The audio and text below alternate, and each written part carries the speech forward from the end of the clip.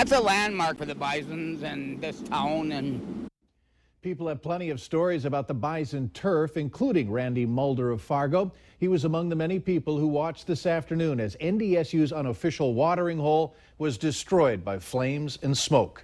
Good evening, everyone. Thanks for joining us tonight. Andrea has the evening off. The Bison turf has historical significance for many a college goer in the FM area. Tonight, firefighters remain on the scene after knocking down flames and tearing much of it down piece by piece to make sure that today's fire stays out. Owner Pete Sabo told us that an exhaust fan may be to blame for starting the fire. He says he and a small number of employees noticed an electrical odor in the building earlier. Some kind of an explosion helped it spread quickly. Everyone got out safely. We saw smoke coming from the turf here, and flames started coming up, so we pulled over in the parking lot. And about a minute and a half into it, all of a sudden you heard a small explosion, but an okay explosion, you know, to make a big boom. I saw the exhaust fan start smoking, and then I saw flames lap out of the side of it, and I thought, damn. Today's fire drew quite a crowd. Many of those watching remembered the good times they had inside. Valley News Team's Natalie Parsons explains why this place has a legacy for the young and old. People lined the streets. It was gridlock for cars up University Drive as they watched Bison turf go up in flames. Ron Sagar couldn't believe his eyes. He took a picture to send to family and friends. It's just one of those familiar things you know in town. It's been here a long time, you know, the place you'd go for a lunch break or whatever. He says in a time when Fargo is constantly changing, the Bison turf was the only thing in the neighborhood you could rely on to always be there. Looks to me like it might be the end of an era. Many students and alumni looked on as the iconic bar and restaurant was engulfed in smoke, remembering the role it played in their college experience. It's just kind of one of those places that every college kid, you know, stepped foot through the door and had memories at. Honeyman says you could go there with a group of friends and have a great time, but it was those who worked there that made your experience that much better. We were on a first name basis, which probably is a sign I was there a little bit too often, but no, they were awesome. Definitely kept us coming back. The Bison turf owner has seen the impact his business has had on many generations over the years. People 50, 60 years old will look at the tables and see their initials carved in it and bring tears to their eyes. Sabo says this is not the end of the Bison turf legacy and already plans to rebuild it. I'll put it back together again.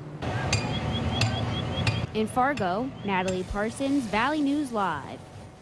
We did some checking today. The building that housed the Bison turf used to be home to what was called the Hasty Tasty, which then became the SU Hasty Tasty. In 1988, it became the Bison turf. Sabo says it's way too early to know when they'll rebuild. They will try to salvage what they can and incorporate it in the new structure. Today's firefight at the turf was challenging for firefighters because of the high temps and high humidity. The heat and flames within forced firefighters to back out and away. The Red Cross helped out by bringing coolers packed with ice and drink candies. EMTs were scanning the crowd of onlookers to make sure that no one was breathing in thick smoke or falling prey to the high temps. Yeah, it does make it a little more difficult. We do have to rotate crews. You know, we just maintain hydration, that type of thing. So it's just takes extra resources. When you're working like this, 10, 15 minutes, you're going to have to get people out, get them to cool off, switch out air tanks, send them to rehab, that type of thing. Moorhead fire crews were called in to allow Fargo firefighters to take breaks, cool down, thus avoiding heat stroke. Well, today's temperatures didn't stop several brave souls from enduring the heat to make a little extra cash and possibly clean out their house. Valley News Team's Nicole Johnson was one of the few people who visited garage sales and has our story. It just makes it really hard. 93 degrees. Thank you so much for helping. Not the best weekend for a rummage sale, but it's the only weekend Dina Geisler is back in town. I'm drinking lots of water, and I think every day I've gone home just red-faced. She moved from Moorhead to Washington State, from a house to an RV, and can't keep all this stuff. This goes behind on the walls, and it hides all your jewelry. I was Geisler's 5th customer of the day. I probably would have canceled. I actually was thinking of this morning. I probably would have canceled, but I'm only up here this weekend. And no amount of fans can get someone excited about a hot garage. I grew up in a rummage sale family, so we always had at least one rummage sale every year. And when we would go rummaging, we would we wouldn't necessarily go on a day like today because you just don't want to be stuck in somebody's garage. Geisler isn't blaming anyone besides herself. Since moving to Washington, she's been asking for some humidity. You got the heat. I know, because everyone's like, it hasn't really been like this. Yeah. I made the mistake. Asked for it. I made the mistake of saying I want heat. She's not giving up until everything is gone and hopes people will come break a sweat along with her. This was a World War II shell. In Fargo, Nicole Johnson, Valley News Live. Geisler's garage sale reopens tomorrow for the hardiest of you from 10 a.m. to 4 p.m., maybe on Sunday as well. The sale is at the Blue Apartments on 11th Street and 7th Avenue in South Fargo. 2 people have been arrested in Grand Forks after a morning traffic stop turned up drugs, cash, and paraphernalia. Ariana Bingle and Michael Bennett are facing multiple drug-related charges. UND police found chocolate bars, caramel waffles, and peanut butter chocolates containing THC. They also found marijuana wax, meth, and pills. They were stopped for not having a front license plate on their car.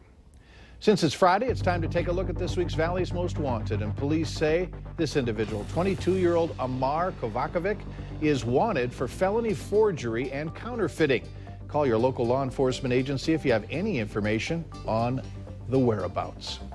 Police in Munich, Germany warned people to avoid public places today as they hunted for the shooter or shooters who opened fire at a shopping mall.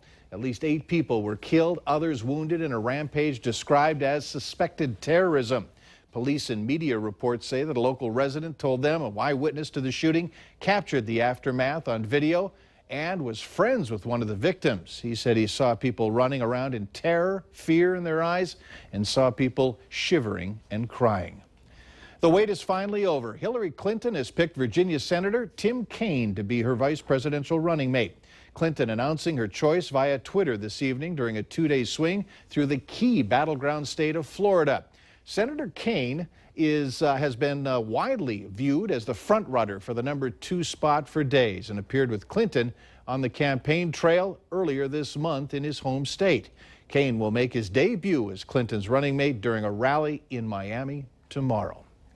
This has been a busy day for people associated with Mission of Mercy locally. It's an event at Concordia College where you can get free dental care, and this morning more than 600 people were waiting in line for care. If you weren't able to get it today or go today, the free dental care will continue tomorrow as well. Doors will be opening early at 5:30 in the morning.